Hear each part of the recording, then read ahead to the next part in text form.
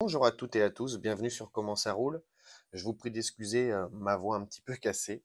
Aujourd'hui, je vais vous présenter 4 Greenlight de la série Starsky et Hutch. On va même faire mieux que ça, on va même les ouvrir. Je pense que ce sera plus agréable que des présentations à travers la boîte. Donc on va commencer tout de suite avec ce joli Chevrolet C30 dépanneuse de chez Roscoe Auto Service. C'est un Chevrolet de 1969. On va parler tout de suite de la carte, puisque ce sont les quatre mêmes. Voilà, on a simplement le rouge et blanc de la série, typique à la Gran Torino des acteurs principaux. L'inscription Starsky Hutch au recto et au verso. Voilà, il n'y a rien d'exceptionnel, donc on va pas s'attarder sur les boîtes à chaque fois. Donc, on va ouvrir ça en direct. Il y en a qui veulent avancer un petit peu plus vite pour voir la miniature une fois déballée. Mais sinon, vous pouvez rester. Alors, on va l'ouvrir par là, parce que la boîte, j'ai pas envie de la réutiliser. Je vous avais montré comment ouvrir proprement une Greenlight pour pouvoir la représenter au mur afin que, afin que l'ouverture ne se voit pas. Et voilà. Alors, écoutez, hein, c'est le direct. Hein. On continue. Donc voilà, comme je disais, ouverture un petit peu chaotique avec cette caméra qui vient de tomber. Mais c'est pas grave. Donc, on va sortir la miniature du paquet. On va mettre ça ici. C'est quand même plus joli, hein. Allez, on va retirer ce petit écrin, comme j'aime l'appeler. Ça, je le garde. Alors, qu'est-ce que je peux voir? On a un joli pare-buffle. Voilà. C'est même plus un pare-buffle, c'est vraiment un push-bar. Ça sert vraiment à pousser les véhicules en panne. Avec cette grosse partie noire ici.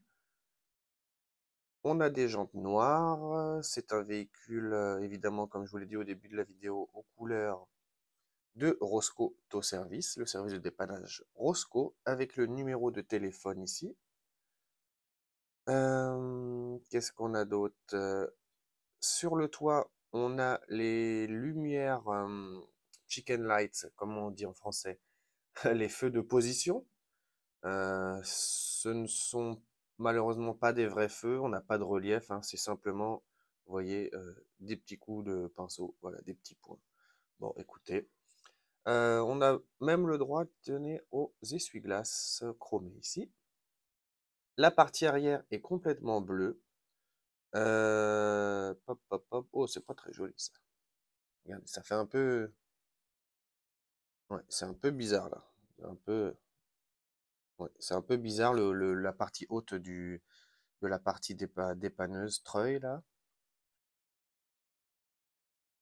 Ok, bon ça va, faut pas exagérer non plus. Les feux sont bien représentés. Sea Rock City écrit ici. Lambert sur les garde-boue, les pare, les pare-boue. On n'a pas d'inscription sur les pneus. C'est une version Duali, donc avec roue jumelée à l'arrière. Le châssis est bien en métal, malgré qu'il soit noir. J'ai eu un petit peu peur là, j'ai pensé que c'était un châssis plastique. Le numéro pour les amateurs, 2485, il est vraiment visible. Et puis voilà pour ce joli Chevrolet dépanneuse. On va la mettre à côté de celle-ci. On continue avec une jolie AMC Matador que je vous ai déjà présentée normalement en version rare, châssis vert, roue verte. Inutile de perdre du temps sur la boîte. On ouvre ça tout de suite et en espérant ne pas faire tomber la caméra une fois de plus.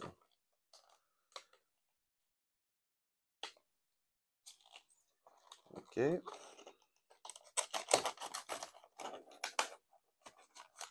Voilà. C'est pas très joli comme ouverture, mais enfin,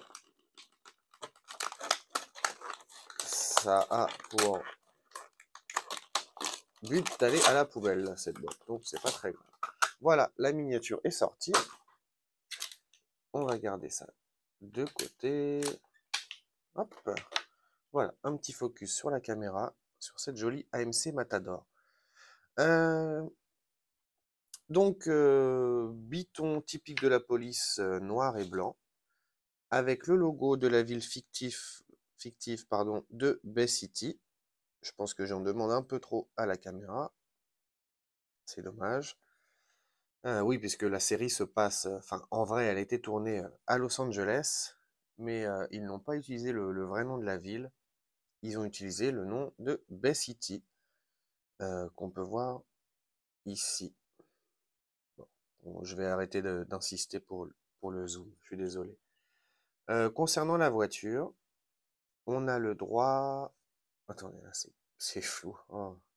Ok, voilà, Bay City. On a le droit à 2 gyrophares rouges de part et d'autre du toit, avec le gros haut-parleur au milieu ici. On a le droit aux essuie-glaces chromés, la calandre est aussi chromée, pare-choc chromé, les feux sont peints. On a de jolies jantes chromées également. Derrière, c'est quand même pas mal. J'aurais bien apprécié une petite plaque d'immatriculation quand même, mais c'est pas très très grave. On a un châssis métal. Pour le numéro, je les ai pas regardés avant, donc on les regarde rapidement en direct sans perdre trop de temps. Ah, je le vois ici, 179. Non, pas du tout. Pas du tout. 5172. J'arrive à avoir 5572 pour cet AMC Matador de la police de Bay City. On continue ici avec un checker marathon de 71 aux couleurs de la ville de Beverly Hills. Alors, cette fois-ci, ils ont utilisé le vrai nom de ville, comparé à Bay City. Beverly Hills, un quartier très très riche de Los Angeles. Ouvrons-nous tout de suite. Hop. Présentation chaotique, hein, je m'excuse, mais il y a des jours meilleurs que d'autres, mais j'avais tellement hâte de les ouvrir que je me suis dit, tant pis, on y va. Et voilà, la miniature est ouverte. Waouh, qu'est-ce que j'aime ces checker marathon. Donc, bicolore, bleu et blanc. J'ai d'ailleurs été voir jusque sur internet la scène avec ce taxi, puisque je suis en train de regarder la série, j'en suis à la saison 2 et je n'ai pas encore vu cette scène.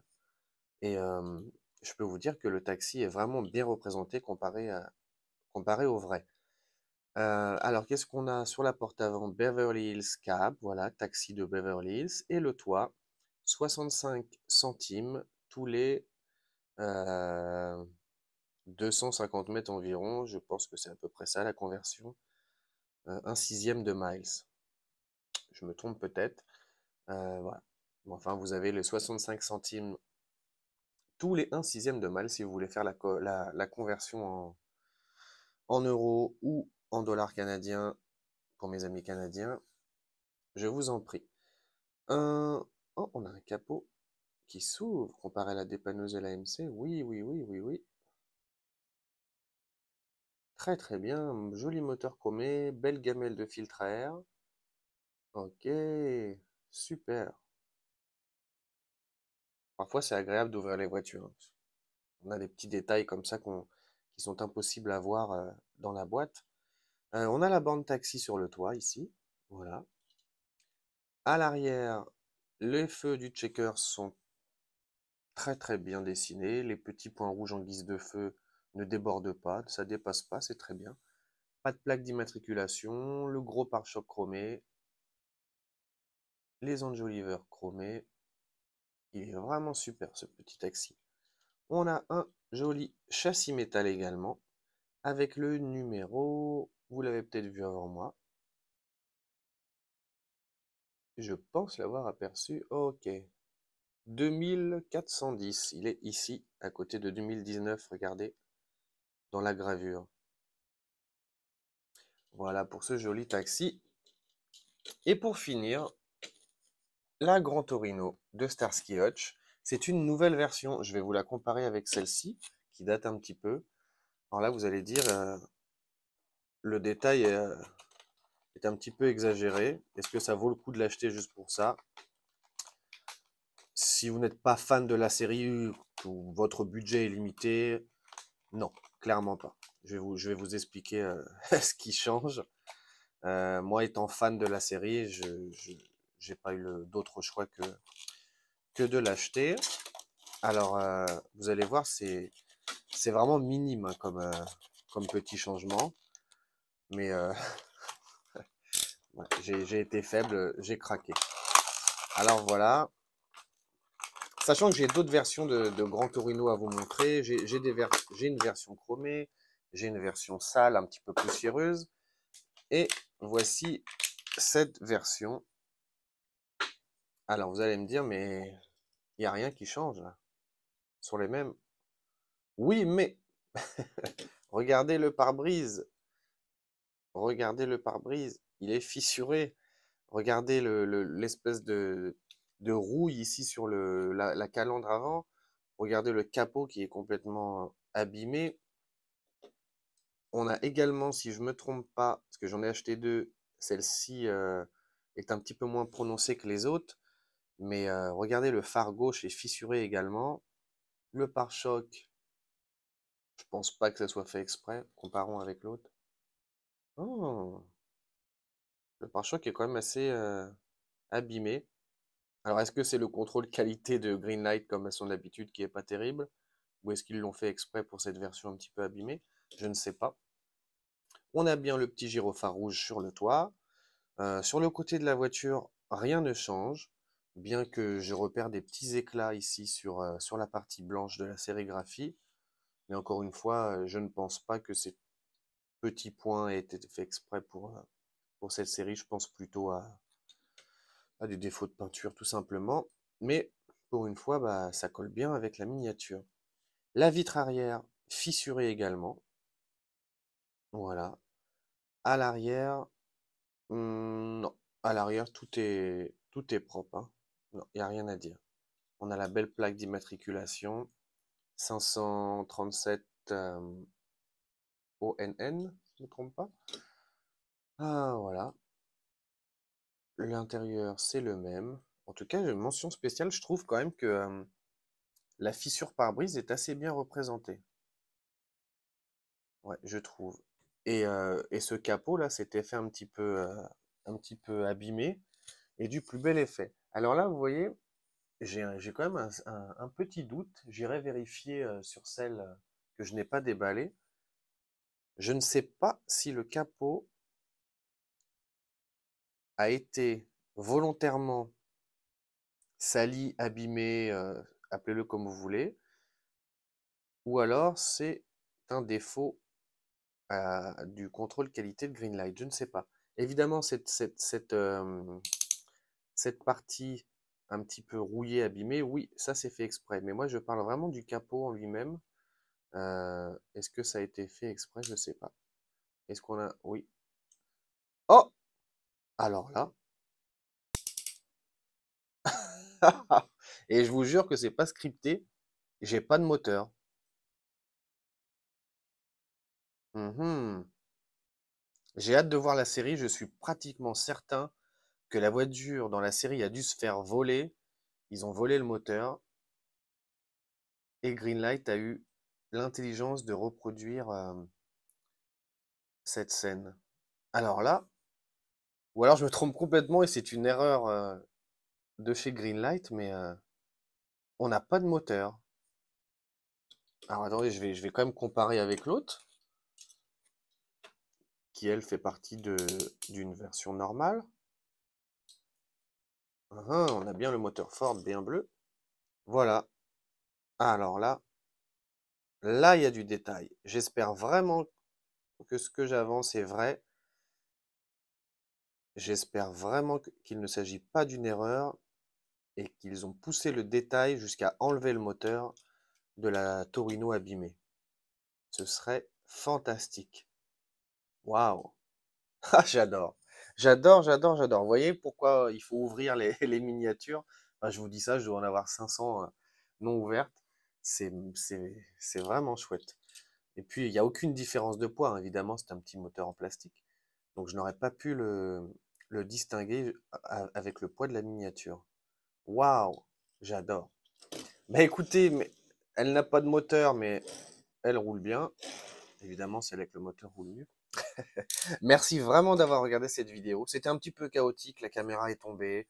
euh, j'ai ouvert en direct. Je sais qu'il y a certains vidéastes, si j'ose utiliser ce mot, qui font des petits montages, des coupures pour pas vous faire perdre de temps. Mais maintenant avec YouTube, hein, vous appuyez 2 fois à droite sur l'écran, ça avance de 10 secondes. Donc voilà. Merci vraiment d'avoir regardé. Je vais poser mes petites Starsky Hutch ensemble.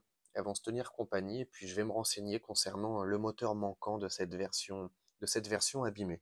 Merci beaucoup et à très très vite sur comment ça roule.